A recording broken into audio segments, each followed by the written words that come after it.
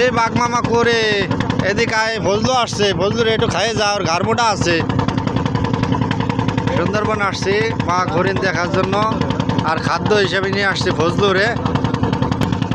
কেবল বান্দরের দেখা পাইছি, একটু পরে পাবো ওই যে আর এক বান্দর বসে রয়েছে, একটু পরে পাবো হরিণ এবং বাঘের দেখা।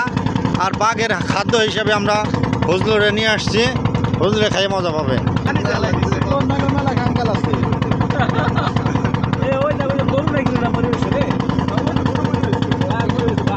এই বাঘ মরে রয়েছে রে।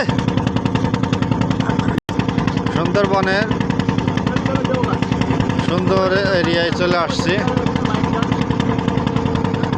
আমরা। আসছি বোট নিয়ে, আর এক গ্রুপ যাচ্ছে হচ্ছে স্পিড বোট নিয়ে। সুন্দর এই গাছগুলো দেখা যাচ্ছে, ওই যে বিশাল বড় গুই সাপ দেখা যাচ্ছে। ওয়াও নূর।